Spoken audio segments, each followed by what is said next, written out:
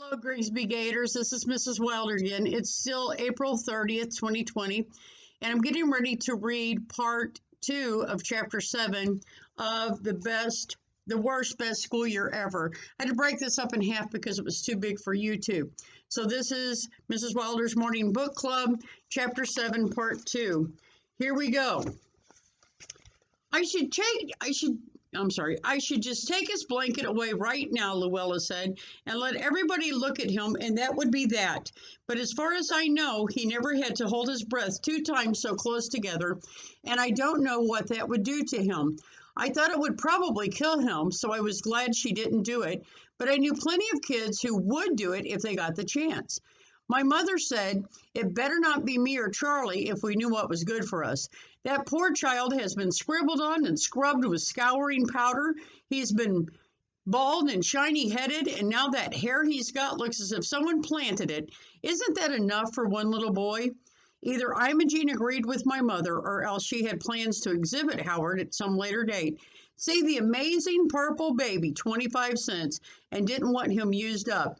From then on, she kept one eye on Howard and the other eye on his blanket, and when Wesley Potter tried to snatch Howard's blanket, he never knew what hit him.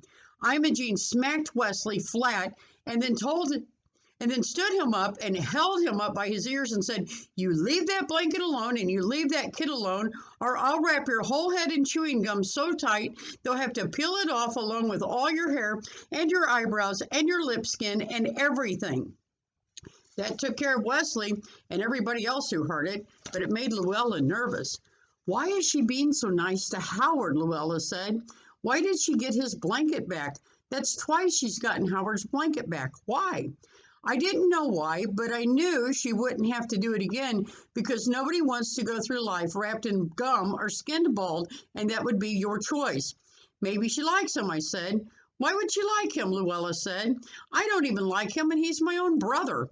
"But that's normal," I said. "I'm not crazy about Charlie either. If Howard was somebody else's brother, you'd like him. I like him. There's nothing not to like unless he is your brother, and you have to bring him to school and watch out for him and keep him on a leash and all." "Keep him on a leash," Luella repeated. "Remember what Imogene said. They kept Claude on a leash because they didn't have a dog. So, well, they still don't have a dog, and here's Howard already on a leash." "Oh," Luella squealed, "Imogene is going to make him be their dog, and my mother will kill me." "Come on, Luella," I said. "You can't make a person be a dog. They could pretend Howard is their dog, but—" "Just look at Howard," Luella said. "He'll pretend anything Imogene wants him to." This was true. Howard was hugging his blanket and feeling his one favorite corner, which was even rattier than the whole rest of the blanket, and looking at Imogene the way you would look at the tooth fairy handing out $10 a tooth. "She'll feed him dog biscuits and teach him to bite," Luella moaned. "Maybe he'll bite Gladys," I said. "And there's nothing wrong with dog biscuits. Everybody eats dog biscuits at least once to see what they taste like. I personally didn't care for them, but when Charlie was little, he was crazy about this one brand called Puppy Pleasers. I once asked him how they tasted, and he knew exactly. "If you take a chocolate bar to the beach," he said, "and put it in the sand and let it melt, and then pick up the melted chocolate bar and the sand and stick it all in the freezer, and when it's frozen, bust it up into little pieces, is how Puppy Pleasers taste." At the time, I thought Charlie would either die of grit or slowly turn to sand from the feet up, and I didn't know what we would do with him, stand him up in the backyard maybe and plant flowers around him. I didn't know what the Herdmans would do with their dog, Howard, either. Whenever Charlie and I asked for a dog, my mother always said, "What are you going to do with him?" And we never knew what to say. We thought the dog would do it all, and we would just hang around and watch. Mother said that's exactly what she thought we thought. "When you find a dog that's smart enough to take care of itself and let itself in and out of the house and answer the phone, let me know," she said.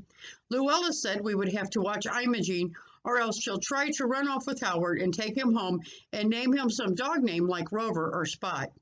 Luckily, she never got the chance. Mrs. Mikulski got her wires crossed at the telephone company and shut down the whole system for half an hour. She never knew a thing like that could happen, she said, and it made her so nervous that she just quit her job right on the spot, and after that, Luella didn't have to bring Howard to school anymore.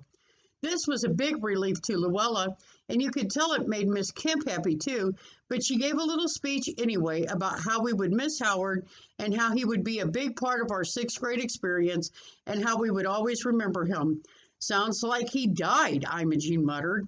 She was mad, I thought, because of wasting all of her good deeds, getting Howard's blanket back and making kids leave him alone, and they got nothing, anything, then and then not getting anything for it, like a substitute dog, if that was what she wanted.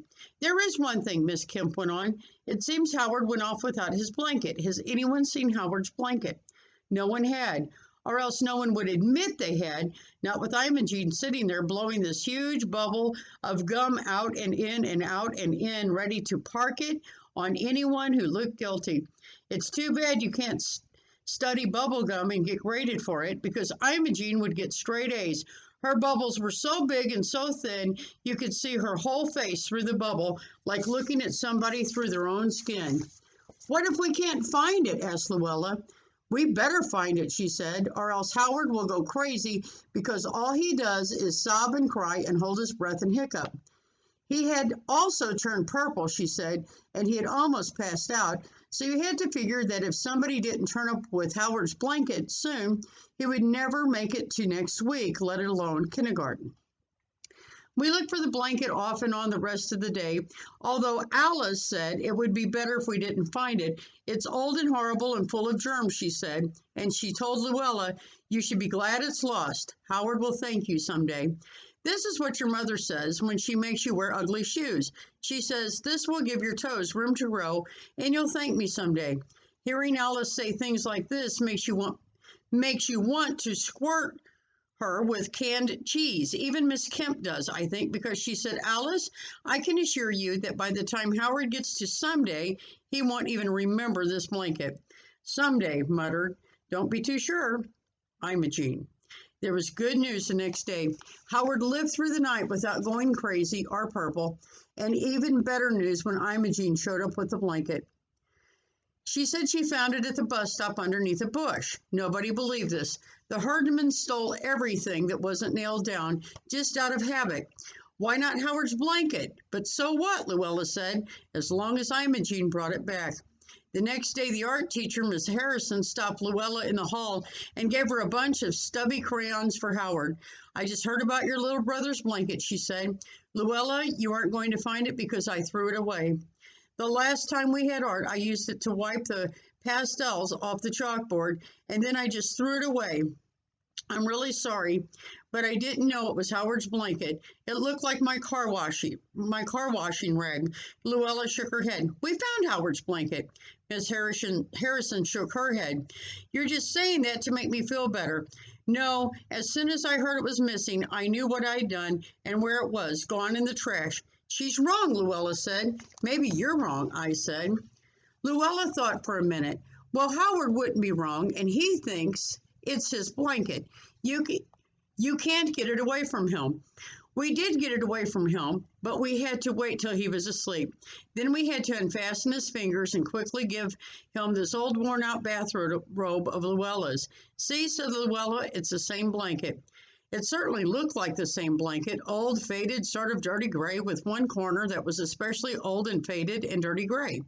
There was something else, too, a capital H, scribbled and wobbly and almost faded out. It even has his initial on it, I said, H for Howard. Luella said, there's no initial on Howard's blanket. I started to show her the H, and then I saw the other initial. It was an I. I-H. There was only one I-H in the whole Woodrow Wilson School, Imogene Herdman. Luella, I said, Imogene didn't find this blanket underneath a bush or anywhere else. This was her own blanket.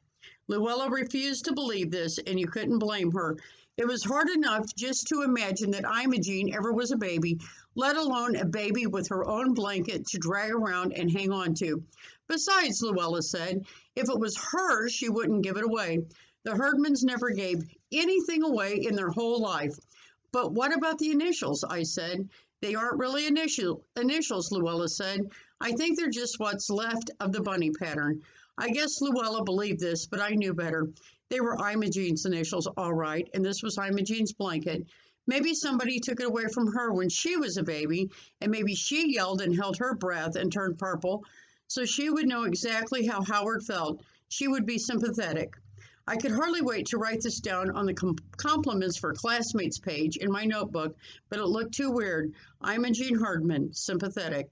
Nobody would believe this, and I would have to explain it, and Imogene would probably wrap my head in chewing gum if I told everyone that she once had a blanket with a favorite chewed corner and everything. So that is the end of chapter 7 of The Worst Best School Year Ever. All right, boys and girls, I'll see you next week. Have a good weekend. Bye bye.